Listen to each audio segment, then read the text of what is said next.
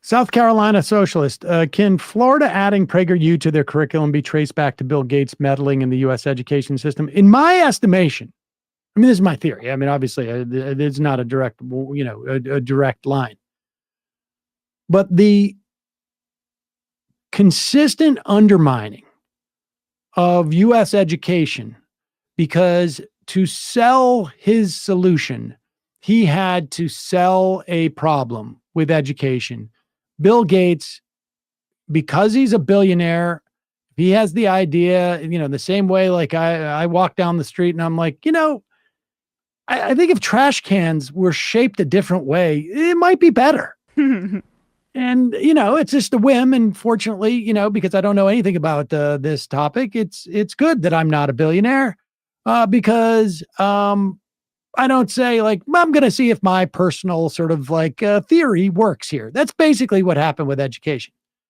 And after, 10 years in an experiment and billions of dollars shifted and priorities, and more importantly, the perspective on education and the demoralization of a generation or two of teachers. After all that, they hired the Rand Corporation, and the Rand Corporation did an assessment and found that no, in fact, the Gates initiative in terms of the experiment on education, completely wrong. Should listen to actual educators. When you soften up an entire aspect of our society and you create the idea that public education is a problem, that nothing short of some type of wholesale radical approach is going to fix it, then it opens itself up. You're basically attacking the immune system of that whole, sort of like facet of our society. And so, attacks CRT and all the attacks that we're seeing on education, understand, are attacks on public education. And so the idea that, it would lead to PragerU being part of the curriculum, this story here, and we've seen this, like this is happening in Wisconsin too. We're seeing this. This is happening around the country. New York Times reports $7,200 for every student, Arizona's ultimate experiment in school choice. This is a school voucher program where every student who decides to opt in gets $7,200, which they can go and spend at a private school. Now, this was Betsy DeVos's dream. She, in an interview with her husband, I don't know, half a decade or a decade before she was made Secretary of Education under the Trump administration, she had made it clear, I don't have a problem with public education. I have a problem with public schools. And what that meant is, I don't mind tax dollars being collected for education. I just want them redeployed to private schools. And make no mistake about it, when she says private schools, she means parochial, religious schools. And in fact, any program you ever see for vouchers, I guarantee you, I don't have to see any of it to know for a fact the majority, if not the overwhelming majority of that money, is going to a religious school. Period. End of story. And what makes this like Arizona program so like much more of an escalation is that that $7,200 voucher is available to every student, regardless of wealth, regardless of what school that it's going to go to, essentially private or religious. Like some of these other voucher programs in other states, it's more for, this is for low income people. And I don't agree with that at all. But this is much more large scale and potentially like dangerous if replicated in other states for sure. And while we talk about this and what its horrible impact is on public schools, or could be on public schools, and the fact that this is funding religious schools, and not just a little bit. The main thrust of this is going to religious schools. Again, make no mistake about it. I don't even need to know where it is in the country. If you tell me about this program, I will tell you the majority of the money is going to a religious school.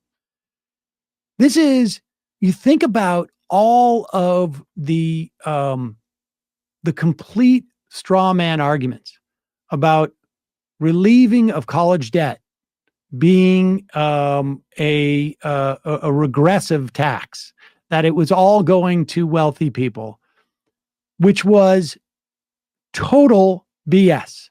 Mm. Where are all those people now who were complaining about this as an upward redistribution? Where is it now? Because there is no school in Arizona that costs $7,200 a year. Maybe there's a couple, but the vast majority of them are not. What this is a subsidy to rich people so that they can go to a more expensive private school. Period. End of story. And it is always like that.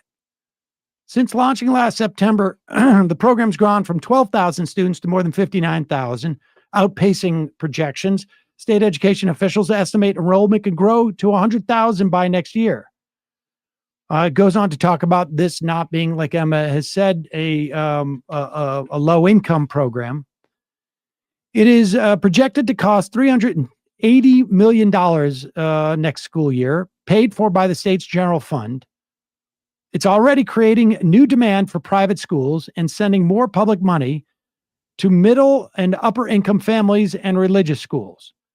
Unlike public schools, including charters in most instances, not every state, but most, private schools and homeschool parents are generally not required to administer state tests or report student outcomes.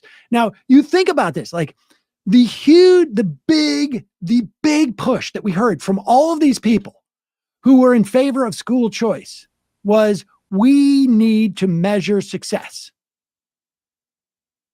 The same people who were pushing data-driven outcomes, high stakes testing, are now pushing vouchers where there is no assessment.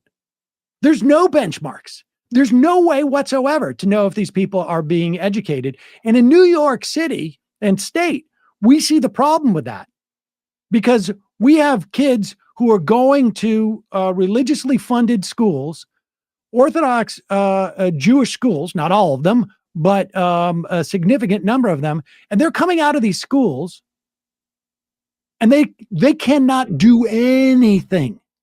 They don't know anything that is important to maintaining life in our society outside of the very narrow confines of their religious sect. It is a real problem.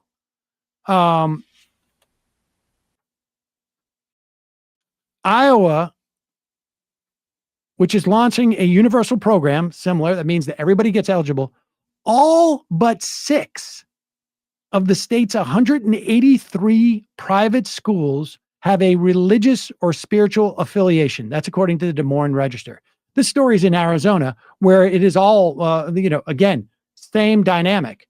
It's not quite this crazy, where 177 out of 183 schools getting these voucher monies are religious schools. Arizona, it's a little more few, but check this out.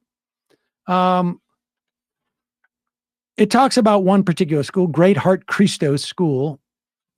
This is a new way to bring families that never thought they could do private school, said Daniel Scoggin, co-founder of Great Hearts, who said the Christos School will cater to middle and lower income families. To fulfill that mission, tuition was calibrated at $9,700, just above the $7,200 voucher. Okay, but for a tremendous amount of people, an extra $2,500 a year is still out of touch. Mm-hmm. And according to the piece, in a working class neighborhood around Phoenix location, a few $100s a month can be the equivalent of breakfast, lunch, and dinner, said Wayne Winter, a pastor at Redemption Alabama Church, where Christos School will be based.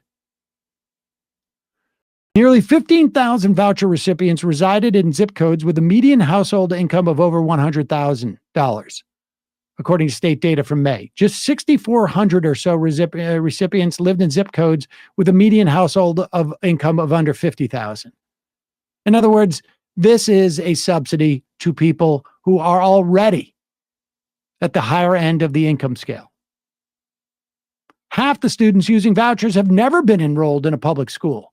So it's not even a matter of choice. It's just a matter of subsidizing private schools, period. At prestigious schools in the Phoenix area, tuition can exceed $18,000 a year, far more than the average voucher. Private schools tend to be in wealthy areas, making commuting a challenge. This is a giveaway to the rich, with the only sort of like bonus for these Republicans who promote it, that it undercuts public education. This is in a state, Arizona, that already spends the lowest of any state per student, $10,000 per public school student. Hobbs is trying to repeal the universal vouchers, but because of the Republican-dominated legislature, and constituents like it. Well, yeah. Because they want to go to Christian schools, or they want to go to religious schools. Right. Well, I mean, the people that aren't using the voucher aren't going to really be paying attention, but the people that want to send their kids to a religious or a private school will be. Exactly. And so, like, then it'll be 10 years from now, and public schools in Arizona will be completely gutted, and then it'll be too late. Exactly. 100%. This type of stuff is incredibly toxic to not just public schools, but really to democracy. Mm-hmm. I mean, when you think back in Reconstruction, when the fundamental building blocks of American society as we know it now, and there was a genuine attempt by the radical Republicans to create a genuine democracy in this country, allow for voting, obviously try and integrate the freed slaves into the body politic and to give them some power. It was short-lived, without a doubt. But one of the fundamental building blocks of that was a public school education system that was really widely set up during that era. And this is a direct assault on it. A direct assault. And also, it's just funding religious schools. And a direct assault on teachers' unions, we should say. Like, they're in staunch opposition to this, in part because this is a way to get around teachers' unions. They don't have to deal with teachers' unions if at many of these private schools. Right.